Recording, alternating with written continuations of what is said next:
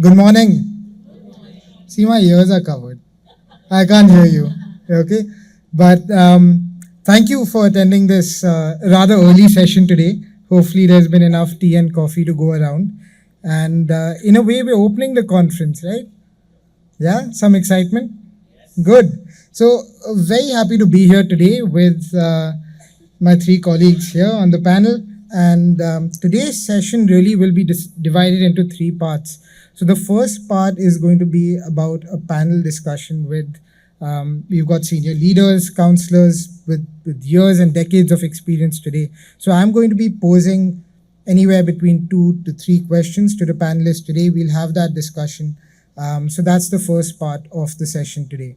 The second part of the session, we'll move on to what we really want to do is get a senior leadership perspective on counseling departments, and also talk a little bit about some takeaways that you can take back with you, and some trends that we found as we had our own discussions.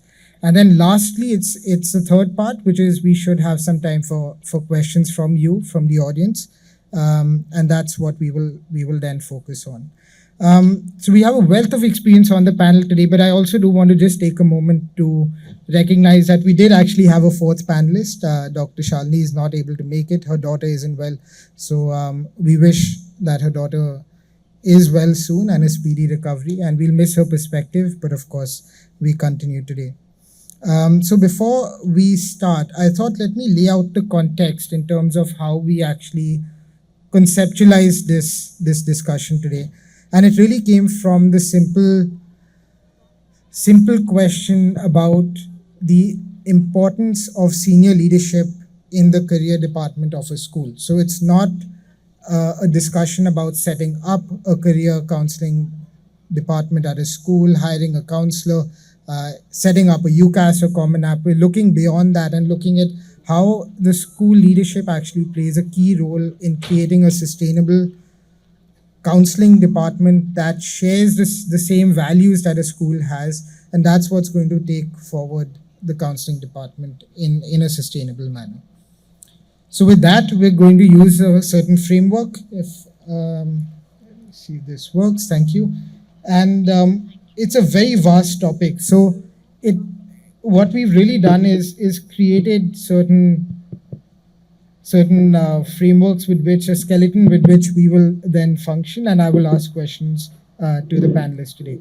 So it really revolves around the vision, the philosophy of the school, the philosophy of the career cell, the structure, but also topics like data privacy, data handling data, but also talking about communication with parents, other important stakeholders, and how you handle those difficult conflicts at a senior leadership level.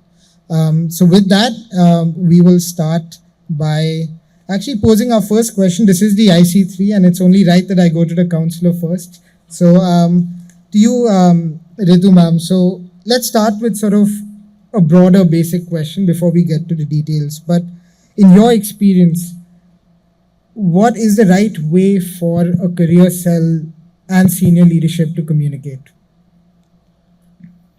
Can I have my first my quote as well, because that will keep defining. If you all look at the board, this is what I stand for, and this is where I've been very fortunate to have my school leaders endorse me for this kind of counseling and transparency in the counseling department. So my relationship with the school leaders have always led me to actually strengthen the departments and take them forward. A lot of autonomy in the decision making, that has always set the pace for me. I wouldn't brag and say that it kind of rests on my background or my psychological understanding of the students, but that does help. That does play a very pivotal role in you coming with a context about the students and how they think about their well-being overall. So I think that is how I have navigated my way across to the school leaders, and it has really helped me in the years gone by. And I do completely believe in this. If I can just take the liberty of quoting, this is our own quotes. We decided in the panel that we'll just give our own personal quotes so that we think this session should kind of convey. So, a happy environment that promotes experiential learning and self discovery is free of labels and judgments, recognizes true potential, where leaders empower their staff and students to transcend societal conformity and competition. The next line is very, very critical. And I think that's where I got the strength from my school leaders. Investing in time with the counseling department. You know, I gather and I understand and I appreciate the busyness, you know, at the top level. But when a principal or the senior school head or all the management directors, when they take out time and invest in that time and sit down with you to understand how do we navigate this whole program in the school, is what the strength is. So invest time in integrating the career and college counseling program with the school curriculum. That is very, very important. And I've been fortunate enough to take this forward. And I have my principal I worked with, and I have Rashima, who I've also worked with, incidentally. So I'm happy that they will endorse this way and my path that I've taken. Yeah, thank you. Yeah. No, thank you for that. And I think when we just think from a counseling perspective, we actually forget that as a senior leader at a school, there's many different aspects that you're looking after. It's not just the career counseling department, but it's student well-being, other aspects. So maybe to Rashima ma'am, to you, how do you balance the various activities that a school undertakes for developing a student, and where do you think the career department fits into that?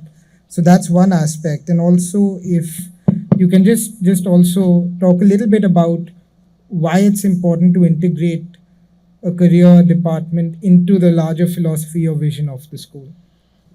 So it's a great question, and I think I'm going to start off with the second part of it first and talk about that when you start about looking at the kind of structures that you want for your own counseling department, you have to go back to your vision first. What is it that you are wanting to do? You know, you have a parent who comes to you with a child, they send them to the school, they have a vision, and that hopefully aligns with yours. And that vision has to be very clear in everybody's mind. Are we looking at just an academic success? Or are we really looking at, and I want to just, what I had just written over there, the quote that helps students discover their own superpower. Again, taking on from what Ritu said about free from prejudices and the constraints that the society puts on, the labels of the society. And I think that has to be a very firm belief when you take on a child, that every child is a success story. You just have to find the area where the success stories, and then there lies the challenge and the joy of leadership, that you create structures that allow students to meaningfully find areas that they want to, work on, or find that the areas that they are good on, and then develop an entire program that leads them to a career there. I'm going to take a small example just to kind of clarify this point. In one of the schools where I was working, we had the MYPIB curriculum, and a key component of that is a personal project. It's a culmination activity where every student picks up a project of their own choice, of their passion, and works through it. It's a research driven where you research on that and then you take it forward. I had one of my students who was all set on becoming a musician. He wanted to be a musician, and his parents, of course, wanted him to take a safer choice, and which is something that happens very often in our schools. So this child picked up, music as his personal project. He wanted to raise funds through his music. And that's where it really hit him that, when he started to wanting to sell his tickets, nobody would want to pay money to see his show. His parents had to kind of pitch in, advertise for him. So what I'm trying to say is that, those structures like that, that personal project allowed him to understand that creating a career in music is not something which is very easy. he needs many more things, greater credentials, and he needed to have a backup plan. And as a result of that, he did not leave his passion for music, but I think he gave it more structure, and he also decided that maybe not just as a performer, but somebody who may be creating music in an industry, and associated plans for his own career is something that he helped build. So the leadership needs to create such structures within the school environment that will allow children to come up to those conclusions themselves. And I'm happy to report that he continues with his music journey, but he also has other things in his up his sleeve to support him. And I think that is where the challenge of the leadership lies, in creating those structures to ensure that there is a three-way conversation to allow students to develop what they are good at, to understand that are they good enough, because creative careers are pretty challenging to make a name in, and also help students realize what their motivation lies, because everybody's motivation is different from your circumstances. Somebody could be motivated to create a name. For another person, it's just passion for whatever they're doing. For another person, money might be the motivation. So whatever the motivation, we need to integrate the counseling in every aspect of what we do, because essentially the success, to my mind, the success of a school is when you have successfully placed children in colleges and careers that will give them long-term happiness and success. So I hope I answered both parts of your question, Veer. No, absolutely, and no, thank you for that. But just moving on a similar topic, but for Rekha ma'am, because I know in particular your school does this very well. But how do you ensure that there is an alignment between the career department and the larger objectives or goals that the school has?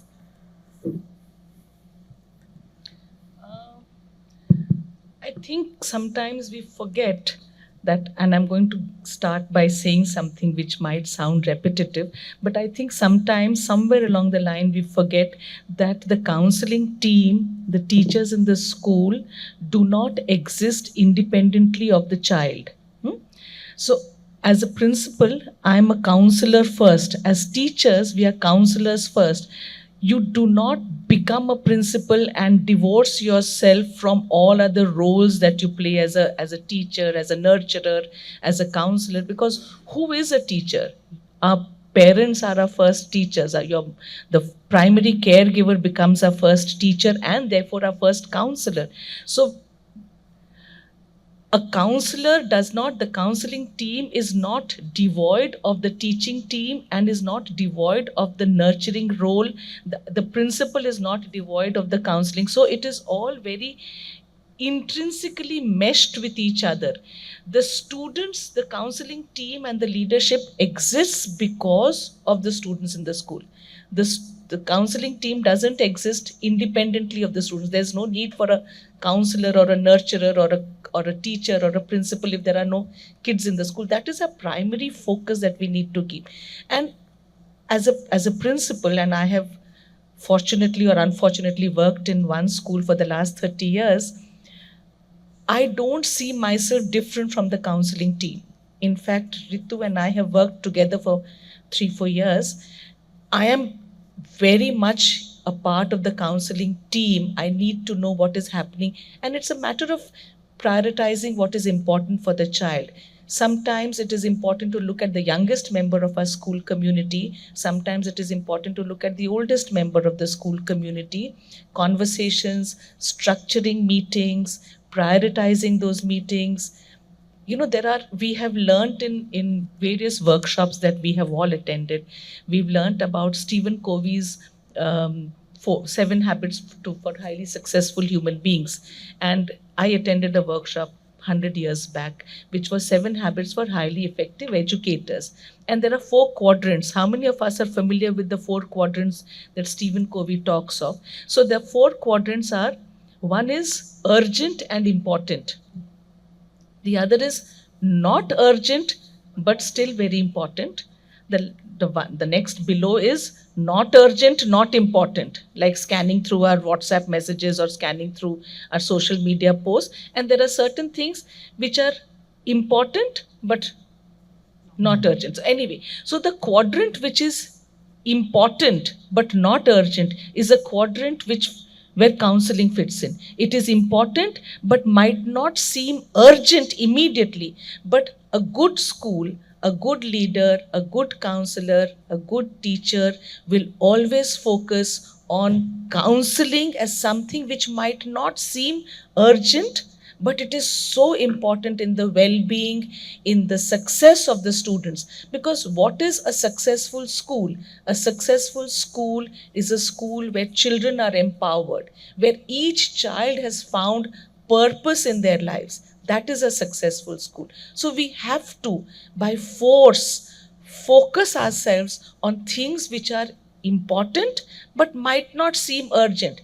Might this IC3 conference seems more urgent than a child who's perhaps struggling with an emotional issue and has not spoken about it in her class immediately. But that is also important. So we need to constantly understand that college counseling is no rocket science. हम कोई NASA वासा नहीं जा रहे Sunita Williams के, हम space में नहीं जा रहे. We are not going to the International Space Station. I'm sorry, I tend to kind of flip into Hindi once in a while, but for the larger audience, we are not space scientists like Sunita Williams and the others who are stuck on the ISS. We are counselors, and as counselors, what is it? To listen to the teachers. And that symbiotic relationship, that synchronicity, as a song many years back, it is a synchronous relationship. It has to have there has to be synchronicity between the counseling team and the teaching team or the leadership team. I do not exist without her, she doesn't exist without me, and we both do not have any role to play without the students. Yeah. I don't know whether I've answered your question, but I've said a lot. No, that's perfectly answered actually, and I sort of represent more the university side here, and I can see a friend of mine nodding. But even from a university perspective, I think it's very apparent when you visit a school and you see the counseling department and the senior leadership on the same page. It's very apparent to us when that happens and when it isn't the case. So I think movements like the IC3 and others have played a key role in developing that interest in counseling. But if senior leadership don't understand their role in the larger counseling process, then it just becomes a room in the school. It's not really a department. So I think it's important to note that as well. I will just add Absolutely, please. very few things. I was listening to this podcast and I was listening to this neuroscientist, and that was in a different context that I was listening to her on the spiritual realm and all of that. But what struck with me was that she asked a question to the interviewer: who is a doctor? Do we even know the definition of a doctor? Anybody here who knows the definition of a doctor? Yes. Someone who heals and someone who guides, someone who teaches. It's not someone who prescribes medicines alone. And I think I will take the liberties again of saying that counselors, teachers, we're all in that role. We are there to guide. No, thank you. Completely agree with that. So one of, I think to you again, maybe one of the challenges maybe that after a point a school leader faces is how to structure the counseling department. How many people do you need? Do you need to hire more people? When should you start? As a senior counselor yourself, is specialized knowledge needed? And maybe you could just shed a little bit of light on when those decisions maybe need to be made. Definitely a big yes, with as many as S's I can add. We are all here schools who already, I'm presuming, have a counseling centers in their schools. It has to be, how do I put this? It has to be in a ratio that kind of justifies your role versus the number of students that you're handling, right? If you're given a bunch of 500 children and you have one counselor, that's a big challenge. And I'll again go to the doctor scenario because I have many times noticed the doctor does not even lift an eye up and look at the patient when he's or she's got or they've got 70 patients sitting out there because they just have those many a number of hours. So we are also human beings, and Ms. Krishnan will agree with me. We always tell our parents we are not gods and goddesses. We are also human beings. We do need, we are resources also at the same time. We are human resource at the same time. We do need a justified number of personnel who can handle a structured counseling program. It is very essential, right? Within that structure, if you go deep, take a deep dive into it, you could have super or just specialized areas where, say, country-wise, you have some counselors who specialize in those countries, in those regions, in those cultures, right? Somebody's forte might be a particular cultural background. Somebody's forte might be some state in India, right? Somebody comes with some very diverse background which can fit into the structures within the classrooms also. So I think that specific and the specificity is very, very important to have in the department to run a successful program, if I've answered that. And it also kind of leads to when you give these super specialized regions or the areas of work to the counselors and the team, you could even have your teachers coming in because they're subject experts. If a student comes to me to understand about physics, I was talking to a physics teacher here who's come from one of the states in India, Fountainhead, right? That's the school, and I love that name. So I was saying that I'll tell the child to go back to the physics teacher because she or he is a resource, a rich resource rather than I am, right? And that's where the alignment again falls in place in the school. So it's a continuum. So the specificity, that's important. That gives a lot of credibility to the counselor also. The students also love it when they hear you saying that, you're not the expert. It's okay. You can go to your subject teacher. I'm not a French teacher, but you go talk to the French teacher. So I think that's and there is very a French important. teacher Yes, here, so and the credibility Yeah. is higher in that case, I feel. And I also think it's really important, something Rekha ma'am mentioned earlier, is that as we become more aware of actually the inequalities that exist, sometimes, we talk about having a counseling department and so on, but there are many schools, there's a friend of mine who's in Africa. For them, it's literally just a board, and it's a teacher who's teaching English and other subjects, then also counseling students. So it's about actually creating that environment where every teacher is empowered to actually be a counselor rather than, having an independent cell. If that resource is there for you, then that's fine. But if not, it's the ability for the school to empower every teacher to actually be a counselor as well. So Rashima ma'am, I want to just come to you for a quick brief on stakeholder engagement, and in particular the role that parents play in a student's journey, especially in parts of the world like India, but having traveled around Asia, I can say it's fairly constant around a lot of Asian countries. How do you find?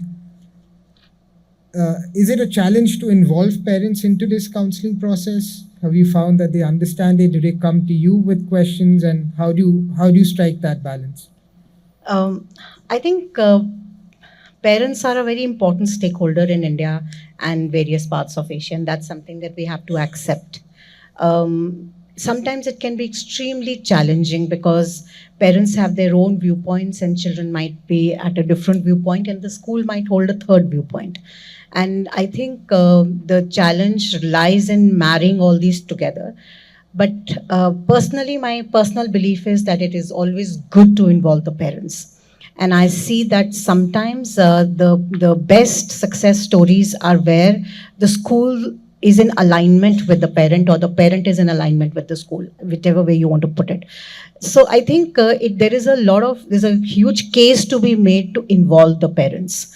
I think counseling as a, if you want to look at it from a counseling perspective, otherwise also in education, without a relationship with parents, we are not going to be able to go far.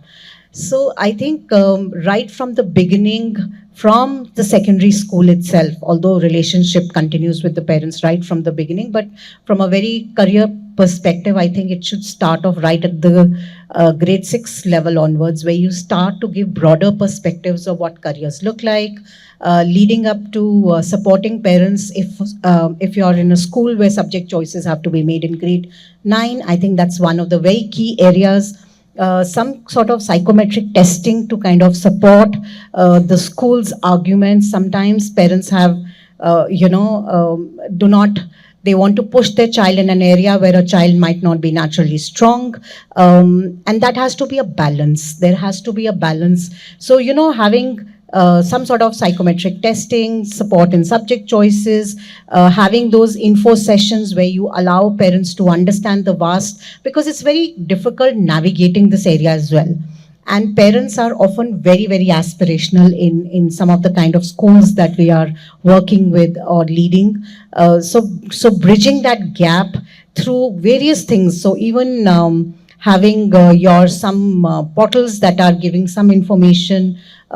So I think creating an entire ecosystem where you can work, and also those one-on-ones. I know that you talked about having challenges of having an entire department, but I think those one-on-one conversations with the parent for the counseling department and the school leadership goes a very long way in supporting that journey. It's very important for the school to understand the aspiration of the parent first, because that's a starting point, because that is the strongest influence on the child. And from there, build a common structure that will work in the context. So and give it a very genuine push to what the parent and the child is looking for. Often we feel it should be like this, but I think schools have to be a little non-judgmental in that sense. And I think support those structures that work for that parent. Yeah, thank you. Rekha ma'am, just an extension of that question to you. We find that it's really difficult to actually satisfy a parent's expectations, and somewhere that's important as well. So are there any concrete steps that you would recommend to the audience, where how do we set those expectations with parents? There's so much information out there. There's always a feeling that there's something more that I could do for my child. We all know we exist in a world where it's a whole industry with websites and different companies and consultants and so on. How do we set realistic expectations for the parent community? I think the first thing that needs to happen with the parent body, and I would like to disagree a little with Rashima over here, that my agenda, my goal is to look at the student, the child. The child is the center. We've all learned to Venn diagram somewhere in our mathematics lessons. And there are many models of Venn diagrams that we can look at. There is a Venn diagram where the center circle is the biggest circle, and there are small circles surrounding it, overlapping and creating a nice floral diagram. There are other Venn diagrams where all the circles are of an equal size. I wish I could be a school teacher and use a whiteboard to draw on the board, but there is no chalk and blackboard over here, so I'll explain it to you. So the Venn diagram, that the model that we look at very clearly, is the child is the biggest element in the center. The rest of us, whether it is the counseling team, whether it is the parent or the teachers, are all supporting the child to go forward. It is not my job to help fulfill a parent's agenda or aspiration. It is not my job to say this is what societal norms say is the right thing for a child to do, and therefore you should do it. Yes, there are ethics and integrity involved, of course. So we will not tell anybody how to steal or how to rob a bank, etc. But there are ethics involved at the base of it. But my job as a counselor is to look at that child and see where the child wants to go. And sometimes it is true, not sometimes, oftentimes it is true that parental aspirations kind of cloud students' aspirations and their desires. It is very difficult, especially in the Asian, South Asian context, for a child to raise his or her voice and say, no, I really don't want to become a doctor or an engineer. I want to do art or I want to do music. It is difficult, it is intimidating, and family structures are different. There are some families which are democratic, some which are very autocratic and traditional, hierarchical in their models. So for me, the long-term goal is important. I do not allow myself to be clouded by short-term goals that I want my child to go here in the next 5 years. I want the parent and the child to see, where will you be 30 years from now? Look at all of us. If our college counselors had told us to do what our parents wanted to do, we wouldn't have been here. I definitely wouldn't have been here. I belong to a very conservative Tamil family where studying science was the only thing that could happen to children in the family. And I chose to study history. My parents were absolutely heartbroken and crestfallen because everyone, we are a family of 4 children, all my younger siblings, 2 of them are physicians, doctors. They write prescriptions like Ritu was describing. But my father was absolutely crestfallen when I said, I cannot do math and physics. I want to do history or I want to do English. He said, it is impossible that a child of this family will not study science. So if my counselor had not stood up for me and said, no, Rekha should be studying history, I wouldn't be here. I would have perhaps made a very poor doctor or a very, very useless engineer where bridges would be falling all the time or roads would be collapsing. So it is important to look at the child not today. So short-term goals, let us not get crowded by short-term goals of the children, but let's look at the long-term goals. What kind of a human being are you helping this child to become? What kind of, the success of a school is not the placement of students in colleges. The success of a school is not my Jay Kalra over there who's trying to look important and busy getting into a good university or getting great scores in his CBSE exams. The success of the school is what kind of a human being do the Jay Kalras and Ashrayas and the Ananyas of the school become. That is what we need to do as counselors. So let's not get, I'm the expert over here. The parent is not the expert. So the parent has to jolly well listen to me. But for that to happen, you need to build a relationship, and the relationship of trust, where they trust us, and without relational trust, nothing is important. So relational trust from the foundation years becomes very, very critical. And when I go, I went to this doctor's clinic many years back, and all of us are guilty, at least I am, of doing it. There was a coffee mug kept on the doctor's table which said, don't confuse your Google search with my MBBS degree. Yeah. So we are the experts over here. The parents have to listen to us because we are invested in the child's future, and not the immediate future, but the long-term future. Thank you. And I think I lucked out because my mother was a counselor, so I had none of these issues to deal with. But yeah, I'll just add please go to ahead. a little small another perspective which is related but slightly different. I would want my parents to believe in their children. That's very critical. And when you work at the ground level and you look at the dynamics of each family, or even to that matter, a student and father, mother and student relationship, that's the micro level you're managing. So believe in the students. And when the child comes and tells you things that happened in homes, that's another area that we all need to really delve into. And it's now become my favorite question to ask in every orientation program, as Ms. Krishnan would always ask in the orientation programs. How many of us actually, I would ask parents, now I ask parents, how many of us actually went to the tier 1 colleges? Or for that matter, Ivy League. I heard some counselors here talking about Ivy Leagues, and I said, no, there are many other universities here. You got to meet them as well for your children. So there are barely any hands that are raised, right?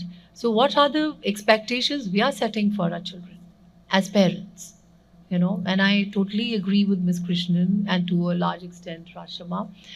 I was also a student who didn't have a counselor. I fought with my father, who came from an army background and wanted me to be an administrative services person. Somewhere he thought maybe if I'd done history, then I could have. But Ms. Krishnan is a better history teacher, I realized all these years.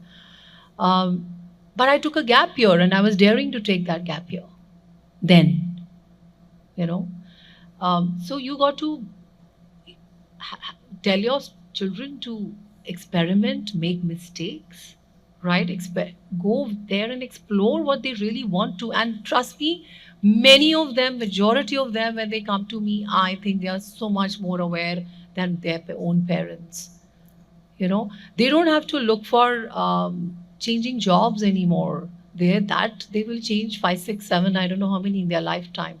Now they need to look at changing careers every 5 years. I have a parent who says, "Iska future banana hai.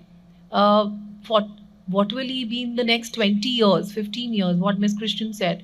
That's the life skill you have to teach them. But careers, you cannot plan 15 years and 20 years down the line careers for your children anymore. So it's not about changing jobs, it's about changing careers every 5, 7 years, I believe. Yeah, that's just my perspective. No, thank you. Can I just add Yeah, one please, little please, point to yeah. it? Because I think it's a very interesting discussion, and I think just taking on from what both the panelists have said, that what I feel is that yes, the child is at the heart of what we do, and that is a perspective that a school should never lose out. But we also have to see that if there is not synchronicity between the parent and the school, the child is the biggest loser. So it is in the interest of the student that the parent and the child should build strong relationship of trust. And in case there isn't, then it becomes a huge dilemma that what do you do? You know, there are some very, very strong parents who will not back out, where the child doesn't know their mind. And I think it is in scenarios like these that the school will have to walk a very fine line of which line do you take in? Do you do what you feel is the best for the child, or the parent feels is best for the child? Because the child themselves don't know. And that is something that happens very often with these young children, that they do not know their minds. And I think that is where really the dilemma falls for the school. Yeah, and I think, as expected, we've probably gone on longer, but that's a good sign. I also feel that somewhere it's also connected with the financial aspect. In a lot of cases, parents are paying for the education, and there's a certain psychology behind doing that. Without putting you on the spot, it is a topic that I think is very important and needs to be stressed on. But how important is it to have those financial discussions at a counseling stage? So, Rekha ma'am, if you and Rash ma'am, just quickly, the importance of that, both from a school point of view, but also in setting those expectations as well. It is very important, because that is a base, and sometimes we shy away from talking about things which are important, and money is important. So we say, I don't talk about how much money. We will never ask that question, but we do tell the child and the parent that this is a ballpark amount of money that you will need to spend if your child pursues education in a private university in India, in a government-sponsored university in India, university in the US, UK, etc. So we give them the financial expenditure involved in pursuing education in different places. We also talk to them about scholarships that are available if the student we think is eligible for those scholarships. And then we allow the child and the parent to take a decision. Sometimes we postpone because each one of us has a certain corpus of funds. So we say, okay, if this is the only corpus that you have, not the amount is never revealed or discussed in our meetings. But if you have an ex corpus of money that you want to spend and the child is still confused, then we'll say, don't spend that money on an undergraduate education. Let the child study in India, stay closer home, and then when you are pursuing your postgraduate degree, when you have greater clarity as to what you want to do, then you go outside. Absolutely. And go to the most expensive, the best place that is available for you, that you get admission into. But finances do play a role in our conversations, because each family is different, the financial structures are different for each family. And we need to talk about that big elephant in the room all the time with our children and the parents. Absolutely. And children are smart today. It's not easy to keep them in that state as well. So just adding on to it, I completely agree with what Ms. Krishnan was saying, that the financial conversation, difficult as it might be, is the very, very important conversation to have, because there is a huge variation between A education to B education. And that is something that needs to be prioritized and discussed with the parent right from the beginning, so that, you set up realistic expectations all around for everybody. Because financial situations, all of those things play a very big factor in this education. And And it becomes- counseling has to develop Yeah. on those lines. And it's a lot easier if those conversations happen easy for parents then to plan for the future rather than in the 11th or 12th. So what I would do is I would also invite the people who can talk, hear it from the horse's mouth, Yeah. and let the university officials also speak from all regions. And that becomes real for them, and they understand the financials around it. So last two questions as part of the panel Q&A. So one is, and it's quite interesting, because actually Ritu ma'am, your son and we actually met at our school alumni golf tournament about a month back. How important is engaging alumni in the school's counseling activities? And Ms. Krishnan can say it all, because when I walked into Vasant Valley, I realized how important it is, and a school like Vasant Valley and many others that are in our country have such rich resources in-house. Your alumni is actually training your own children. The best counseling you can get, you connect them. That is so beautiful to see. And the kind of energy that flows in that room when we do those alumni fairs and career meets, it's unbelievable. None of you and I can do that, actually. So I'll hand it over to Ms. Krishnan, and she's a big connoisseur in this alumni, and yes. I don't want to. no, but it's not always easy. It is to not always easy. engage alumni as well. It is not always easy to engage. And the alumni are not wrongly so, because the alumni also are busy leading their own lives. They are doing their own work. They live in different geographies today. But whenever we get an opportunity, and every time we get an opportunity, we do call our alumni back. So whenever we are looking at college admissions fairs or career fairs, we first tap our alumni. Then we go to the parent body to call them in. But our first resource is our alumni, and blindfolded, we are connecting people today with children who have graduated in 99. So they are young, they are fully functioning adults. They have children who are perhaps going to college now. But the alumni network is absolutely important and very helpful. Some alumni keep coming back, keep giving back to the school, which is so wonderful and beautiful. No, thank you. I think that's really important. And Just quick adding to it, that peer-to-peer counseling, I think, is the most effective form of counseling.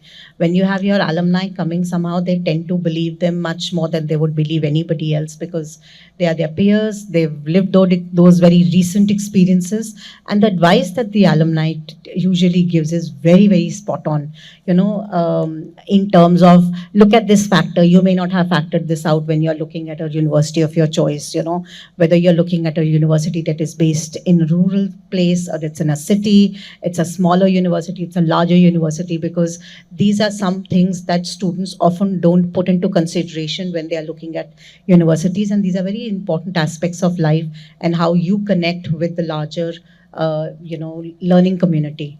So I think all for it that alumni should be tapped well, as long as you can get them to connect. And I think it can be structured very well. You can have your teachers come in there who've been there for many years in the school. They have a very special bond. Today, I can say I can vouch for this that when I was teaching psychology, my those students are still my bond. You know, so there are enough resources how we can make this very structured in a school. Yeah. Yes, definitely. Yeah, I think that's that. I think students will always be connected with their teachers. So in fact, little bit of a open secret here. But Rashima ma'am was actually my French teacher I didn't in want what to say that. I grade 6 or 7, and she tried very hard. But even if I was speaking French, it always sounded Punjabi. So I thought this maybe isn't the right option for me, and I should do something else. But a last question for you all, and then we can maybe summarize and then take on some questions. And I'm actually talking about this tomorrow, but it's about digital world and data privacy. How do you actually gather data? How do you keep data? Obviously, you're talking to students from maybe the 9th grade, but also how do you handle. It's not just about having the information, but there's a lot of incorrect information out there. So maybe a few thoughts on one, how do you handle data and privacy, but also the importance of educating the students to look for the right information when there's so much information available. I think this is a larger part of your digital citizenship that a school needs to have, because these are the realities of their lives today. Where are you getting the information from? How authentic is it? Can I trust this? Do I need to validate it?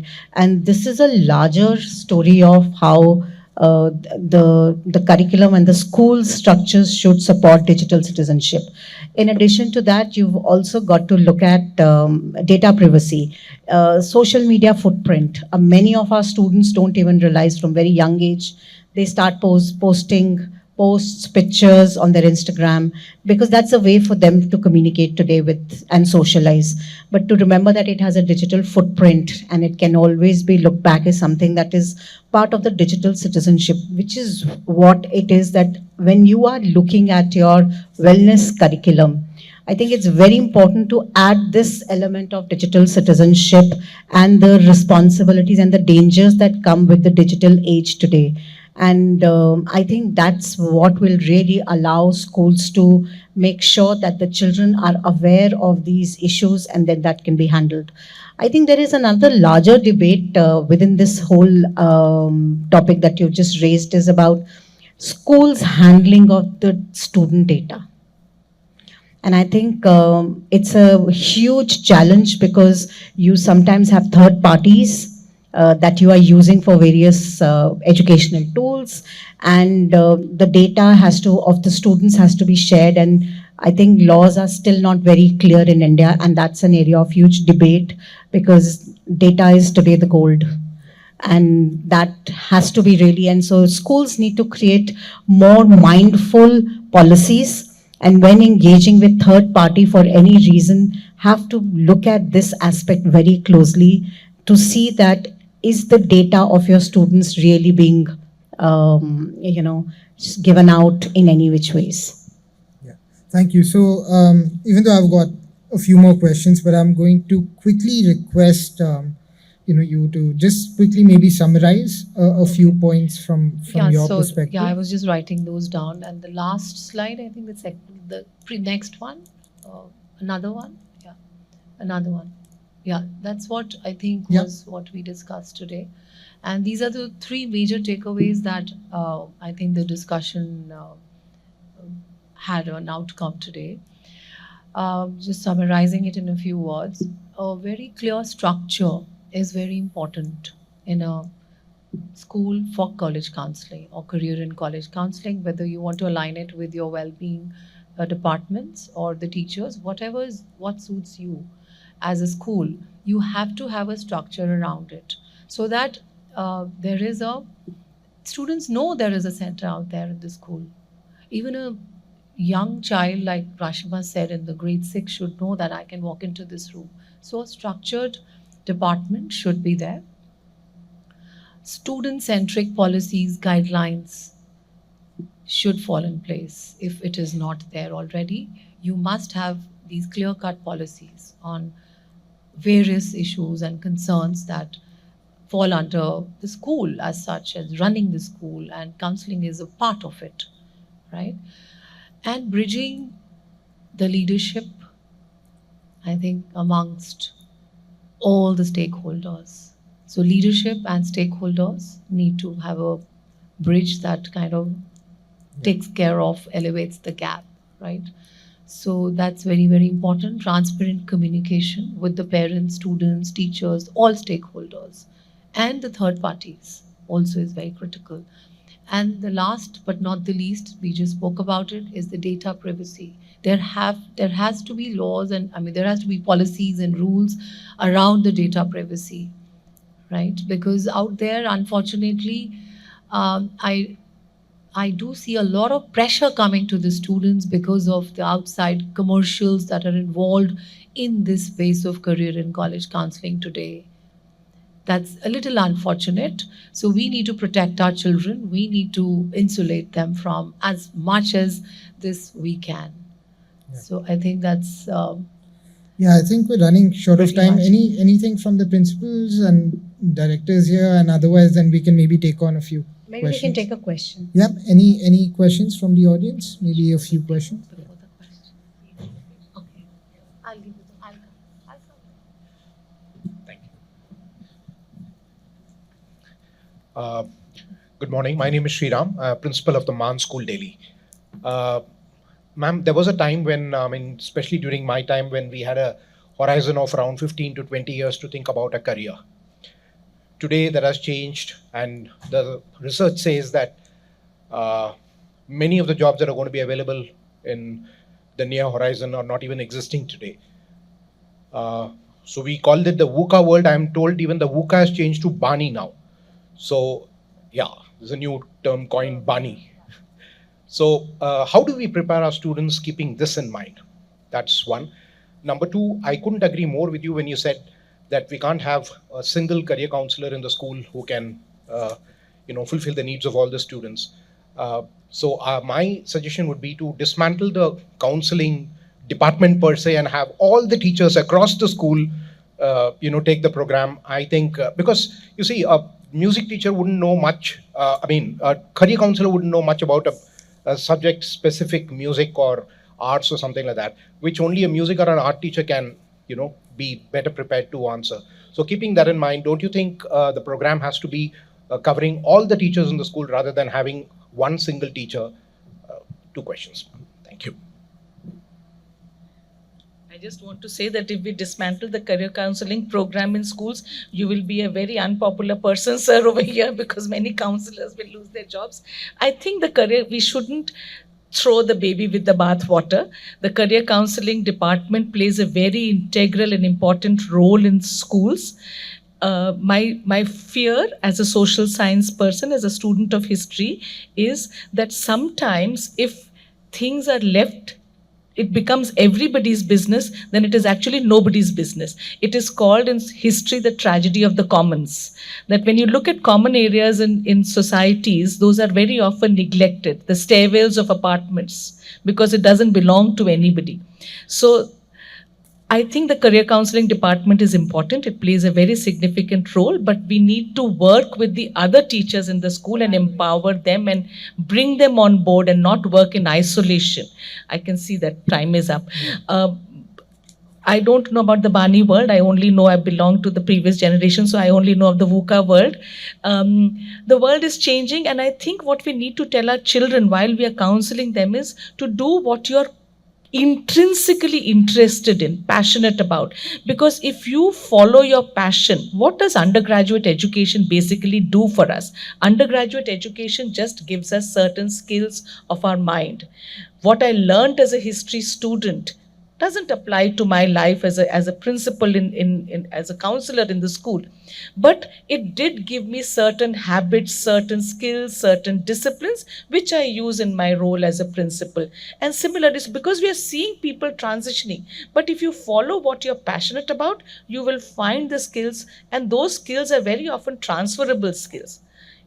So transferable skills are what we are looking at in today's world, where children will constantly change careers and jobs.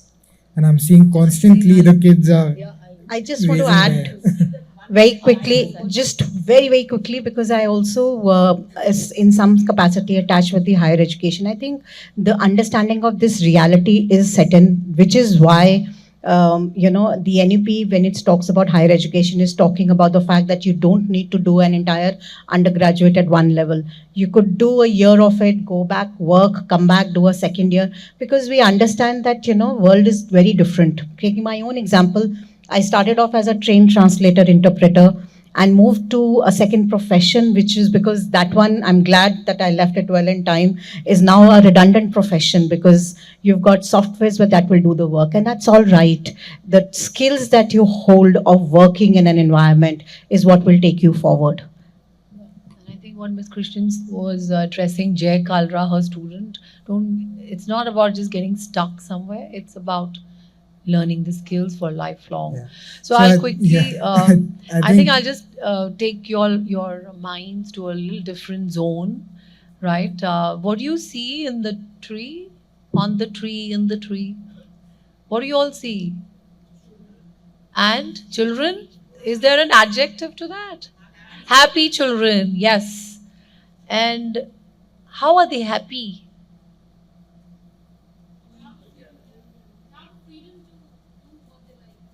Okay, so they're all jumping on the tree, they're all having great fun. But let me tell you, what else do you see on the tree?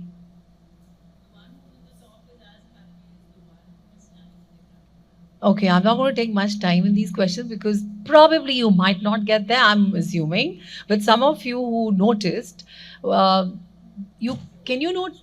Yeah, they're all together. Yes, these are all great responses. But do you see the roots there? Do you see the roots there? No. What are the roots and who are the roots? We. Yes. We are not visible, but it's all visible in their faces, in their happiness. Their happy faces is what I go back to my quote, right? And this is a small poem which I just composed sitting on my table. If you all can read it, it's lovely, I think, to be in that space while we move from here. In halls where dreams and futures blend, a school's true legacy extends, not just in grades or trophies won, but in the guidance for everyone. So your question, right? Guidance. We are all teachers, we're all guides. It's not just the counselor's role. I agree with you. But not agree that we should dismantle the department. A nurturing space where hearts can grow, where wisdom and support freely flow. Counseling and care, a steadfast light, guiding each student through day and night. In every corner of your school, okay? In every corner, a promise to thrive. This is where true legacies come alive. When you see those happy faces coming back to you in the form of alumni or even every day. Yeah. So thank you. If we have a few minutes, we can take one more question. No, I think I'm already all these kids don't we really have to like move me to right the now. opening. Yeah. I think So just very quickly, a big thank you to the three of you and to everyone in the audience. And thank you to the audience and thank you, Veer, so much for moderating this session and putting us all together and consolidating our thoughts. No, Thank you absolute so pleasure much. and have a great conference, everyone. Thank you.